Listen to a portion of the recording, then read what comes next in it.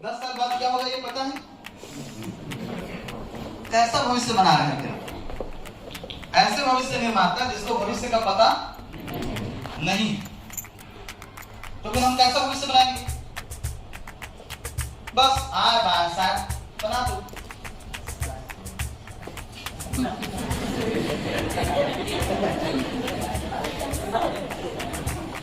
वो साय नहीं है, साय नहीं। ठीक है, तो थोड़ा सोचना पड़ेगा। अगर हमको भविष्य का पता नहीं है तो हम कैसा भविष्य बना रहे हैं? और ऐसा अगर भविष्य बनाएंगे तो खतरा किसको है? हम ही को है, क्योंकि जो भविष्य तैयार होने वाला है उसी में हम रहने वाले हैं। और उस समय हमारे पास ताकत भी नहीं होगा कि हम कुछ बदल पाए। ताकत कब है? अभी है। जो बदल सकते हैं अभी बदल सकते हैं। अगर अभी नहीं बदले तो फिर जब 50-60 साल के हो जाओगे तो वही भविष्य फिर हमको दबोच के रखेगा। बहुत सारे अनअपडेटेड हो गए आपके आसपास। सोचो क्या होगा? किस पर डिपेंडेंट होंगे? आप पे डिपेंडेंट होंगे, क्योंकि तब भी आप ही के पास जो भी इनकम आ रहा है, फिर कोई हाथ काट के ले जाएगा, कोई किडनी काट के ले जाएगा। सही होगा ना? जिनके पास कुछ नहीं रहेगा, वो जिनके पास है उसी से तो लेंगे। तो इसलिए क्या करना पड़ेगा? भविष्य को समझना पड़ेगा। समझ जाएंगे तो 30 साल के बाद भविष्य कैसा होगा ये किसी को भी नहीं पता। तेजी से अनुपयोगी हो रहा है। अगर नहीं, गडकरी जी ने कहा है ना कि 2020 तक क्या आ जाएंगी? डीजल पेट्रोल की कारें आ जाएंगी, खत्म हो जाएंगी और उनकी जगह में ईवी आ जाएगी। अब ईवी पर सोचो, ईवी में 2000 कल पुर्जे लगते हैं, इसमें 20,000 कल पुर्जे लगते हैं। क्या हो जाएगा? क्या क्या परिवर्तन आप देख पाते हैं? बताओ।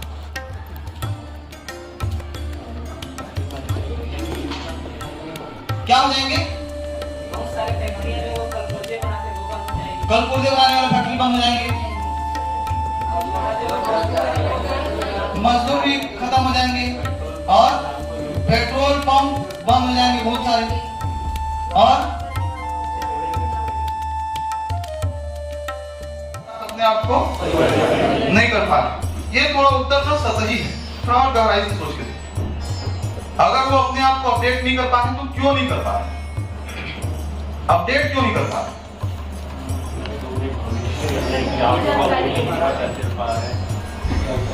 भविष्य में क्या होगा ये पता नहीं चल पा रहा। हमको पता चल पा रहा है, वो तो किसी को नहीं पता। जब भी भविष्य में किस चीज का डिमांड रहेगा हम लोग अभी से सोच नहीं पा रहे, तो ऐसा सोच सकते हैं कि 3 साल 4 साल जब रेडियो मैकेनिक जो है रेडियो बनाना सीख रहा था, उसको पता था कि 5 साल बाद रेडियो खत्म हो जाएगा। आज आपको पता है क्या हो जाएगा 10 साल बाद।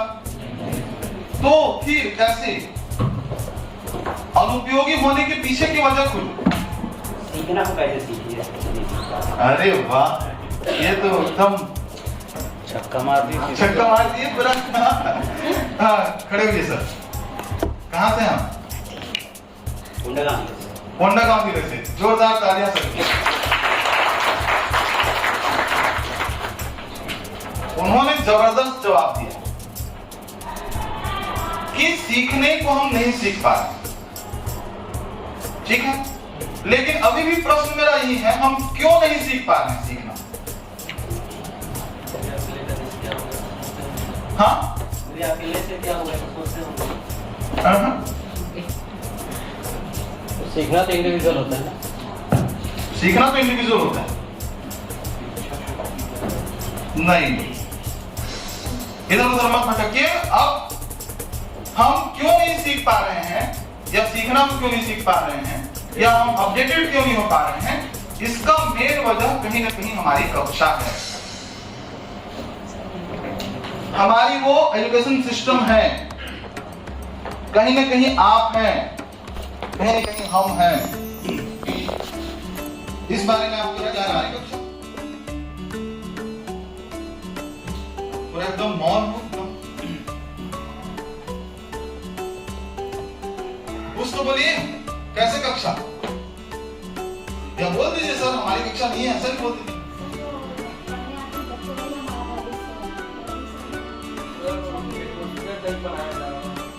क्या कहा? बच्चों में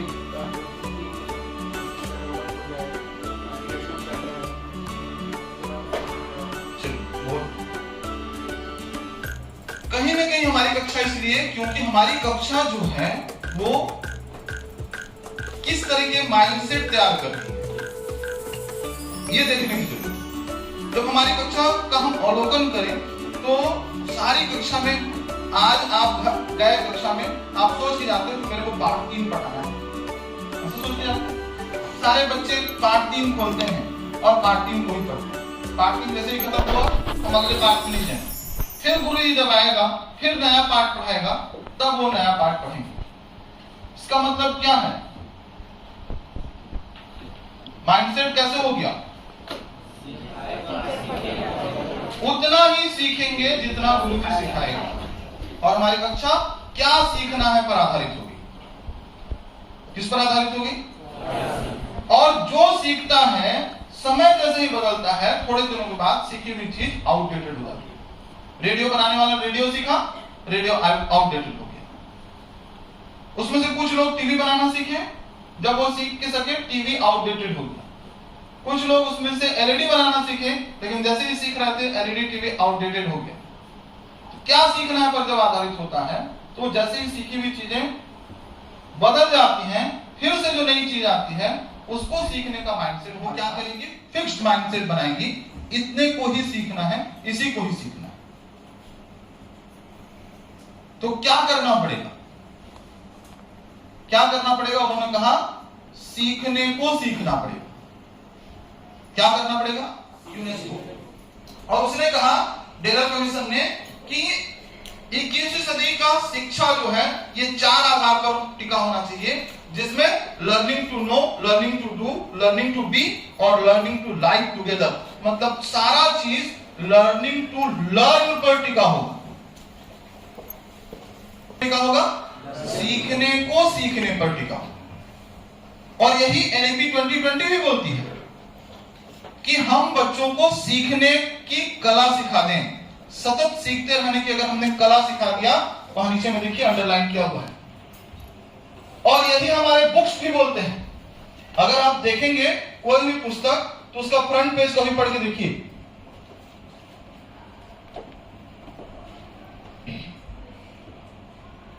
कि अगर हम सीखने को सिखा पाएंगे तभी हम अपने बच्चों को आगे बढ़ा पाएंगे।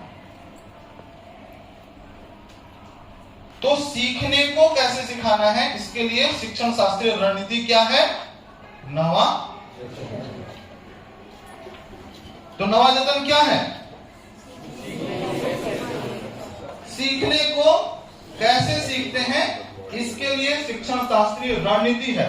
कोई योजना नहीं है, ये पैडागॉजी है। पैडागॉजी मतलब क्या? जो शिक्षण शास्त्र, जो शिक्षक और बच्चे के बीच होने वाली सभी अंतःक्रियाएं शिक्षण शास्त्र है। जो भी थोड़ा जोर से आवाज, अभी अभी नाश्ता करके आया हो क्या? मस्त एकदम स्पष्ट होने बोले क्या क्या लाना है हमारे बच्चों में?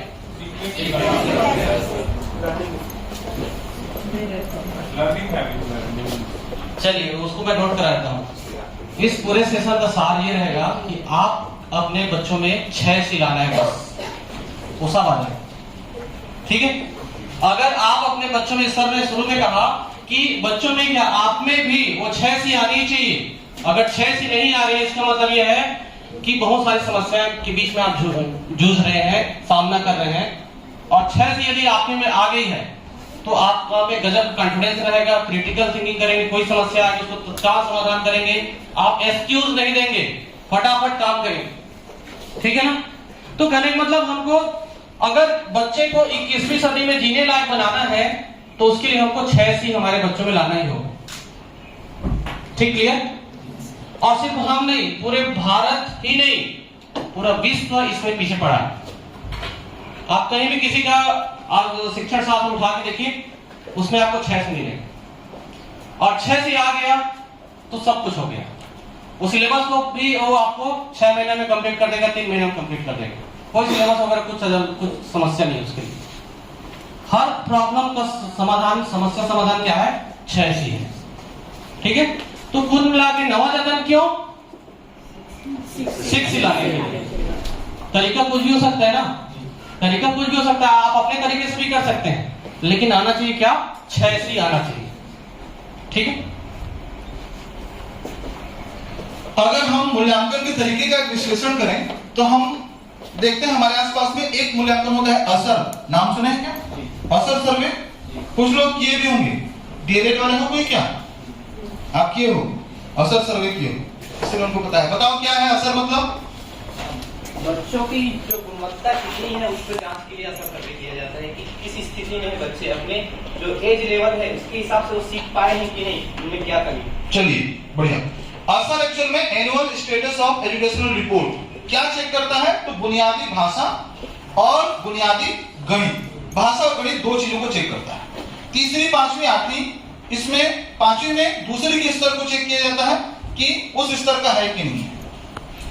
आठवीं में पांचवी के स्तर का चेक किया जाता है उस स्तर का है कि नहीं है।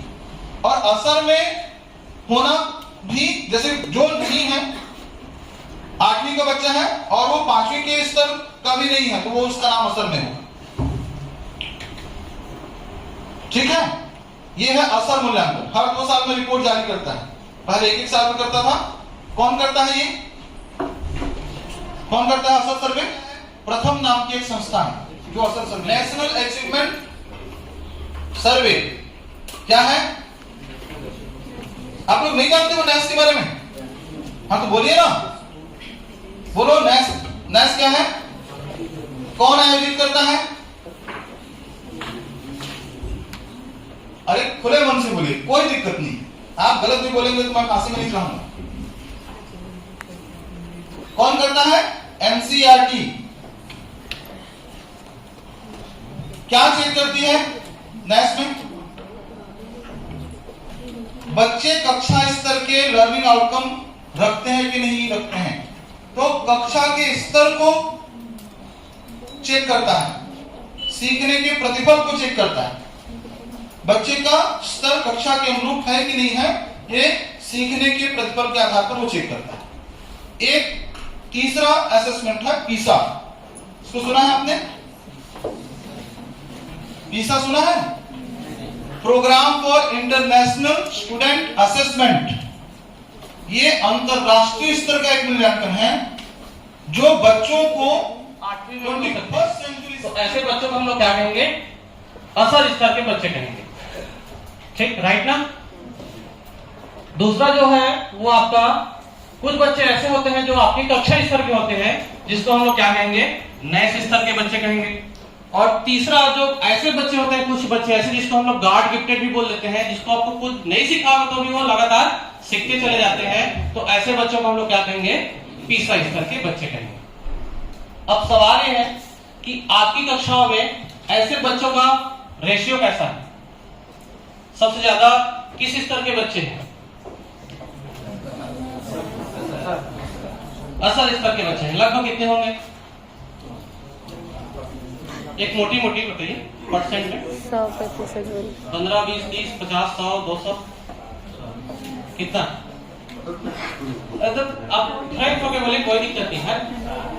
60%, एक स्तर का 60%, बढ़िया। बाकी लोग भी एग्री कर पा रहे हैं कि 60% के लिए ठीक है। हम छत्तीसगढ़ की कक्षाओं की बात करें, 50 से 60% ऐसा है, ये प्राप्त हम लोग ले सकते हैं। ठीक है, जिनको बुनियादी दक्षता है वो सब बहुत दिक्कत होती है।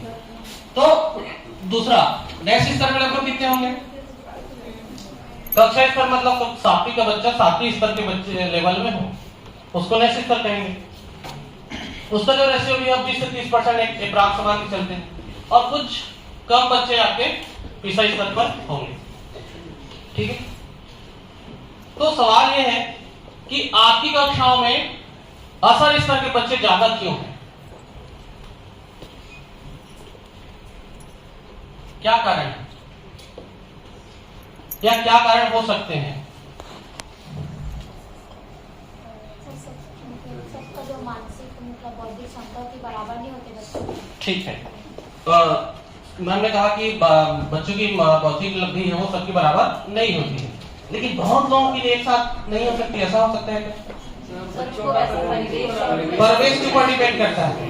ठीक है, तो क्या उधर के सब बच्चे वैसे हैं पूरा? लगभग है। परवेज बहुत ज्यादा डिपेंड करता है ऐसा है, लेकिन जो मैदानी इलाका है वहां पर भी तो है, वहां तो परवेज नहीं है। ठीक है, तो एक एक कारण हो गया। दूसरा और क्या कारण हो सकते हैं? रुचि वाली बात है। ठीक है, तो कहने का मतलब हम ज्यादा इसमें हम लंबी बात ना करें, सीधा बात करेंगे कि जब जब अपनी कक्षाओं में आप ना रटने रटाने पर बात करेंगे तो आपके बच्चे असल स्तर के तैयार होंगे। ठीक है, और जब जब समझ आधारित आप बात करेंगे अपनी कक्षाओं में तो बच्चे आपको कहाँ जाएंगे? नए स्तर पर जाएंगे। और जब जब आप 21वीं सदी के कौशल को अपने बच्चों में डेवलप करेंगे तो वो बच्चे आपका पीसा स्तर तक जाएंगे। एग्री कर पा रहे हैं ना?